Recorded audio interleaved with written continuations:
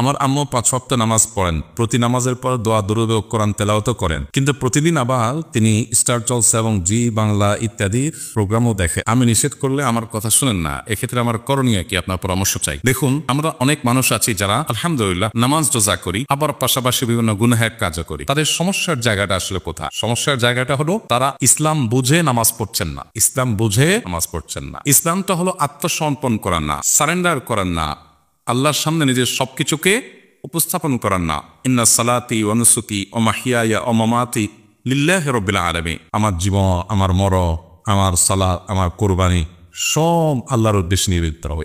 এরপর আল্লাহর আদেশ নিষেধের আলোকে আমার এই সম্পদ, আমার জীবন, আমার সময়, আমার বিবেক, বুদ্ধি, আমার সবকিছু ব্যয় হবে, ব্যবহার হবে।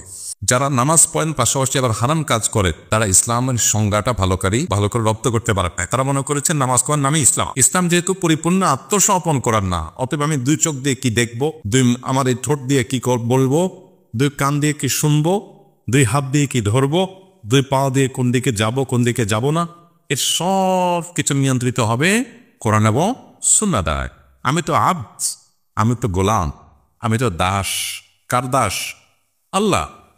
অতএব আল্লাহর কাছে নিজেকে পরিপূর্ণভাবে সুপর্দ করে দেওয়া, সমর্পণ করে দেওয়া, সারেন্ডার করে দেওয়া, এটা বলে ইসলাম। নামাজটা হলো ইসলামের একটা কাজ, ইসলামের বৃহৎ, ইসলামের একটা আমল, একটা কর্মসূচি হলো নামাজ। এখন আমি কর্মসূচি ধরে বসে আছি, কিন্তু তার আগাগোড়া আর কোনো কিছুর খবর নেই, এটা প্রকৃত ইসলাম না। অতএব তার মাকে আগে ইসলামের দাওয়াত দিতে হবে, আল্লাহর কাছে আত্মসমর্পণের দাওয়াত দিতে হবে। সেই দাওয়াতটা তিনি যদি রপ্ত করে ফেলেন, সেই দাওয়াতটা যদি তিনি পেয়ে যান, তাহলে বাকি কাজ তার জন্য ইজি ইনশাআল্লাহ তাআলা। এবং সেই সাথে এই সমস্ত হারাম, বিশেষ করে যে বিভিন্ন টেলিভিশন চ্যানেলে যে তিনি হারাম মিউজিক শুনছেন, হারাম দৃশ্য দেখছেন এবং গুনাহের যে কাজগুলো আছে সেগুলোতে লিপ্ত হচ্ছেন, এগুলোর ভয়াবহতা, এগুলোর ক্ষতি, এগুলো তাকে আলোচনা করতে হবে। আল্লাহ বলেছে, ইন্নাস সামআ ওয়াল বাসারা ওয়াল ফুআদা কুল্লু উলাইকা কানা আনহু মাসউলা। নিশ্চয়ই মানুষের চোখ, মানুষের কান, মানুষের অন্তর, প্রত্যেকটি অন্তরকে, প্রত্যেকটি অঙ্গকে আল্লাহ জিজ্ঞাসার মুখোমুখি করবেন যে এই অঙ্গ দিয়ে সে কি করেছে, কি করেনি, কি করার ছিল, কি করেছে। সো শুধু নামাজ পড়ার নাম ইসলাম নয়, আমার এসব অঙ্গ প্রত্যঙ্গকে আল্লাহ আদেশ নিষেধ দ্বারা নিয়ন্ত্রণ করার নাম ইসলাম।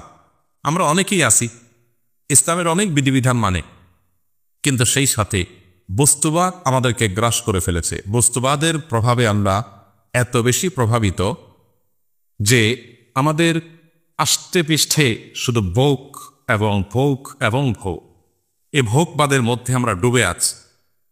জীবন দর্শন পৃথিবীতে মৌলিকভাবে 2 প্রকার। এক প্রকারের জীবন দর্শনে আখিরাতের প্রতি বিশ্বাসের কোনো জায়গা নেই। তারা দুনিয়াতে ভোগ বিলাস, শক্তি, খাওয়া দাওয়া, চোখের ভোগ, কানের ভোগ, মনের ভোগ, সব রকমের ভোগ তারা করা, এটি হলো তাদের কাজ। আর এর বিপরীতে যারা আখিরাতের প্রতি বিশ্বাস রাখে, আখিরাতের জীবন দর্শনে বিশ্বাসী অর্থাৎ মুসলমান, সে কিন্তু যাকচিতা করবে না। অতএব বিভিন্ন স্ক্রিনে, বিভিন্ন টিভিতে যা খুশি তা উপভোগ করা, এটা আখিরাতে বিশ্বাসী না যে অবিশ্বাসী তার কাজ হতে পারে। আখিরাতে বিশ্বাসী বাস্তববাদী একজন মানুষ, তিনি কখনো এই হারাম কাজে লিপ্ত হতে পারেন না। এজন্য তাকে ইসলামের মৌলিক দাওয়াত দিতে হবে, ইসলামটা পরিপূর্ণ তাকে বোঝাতে হবে, তাহলে আশা করা যায় তিনি জায়গা থেকে ফিরে আসবেন ইনশাআল্লাহ তাআলা।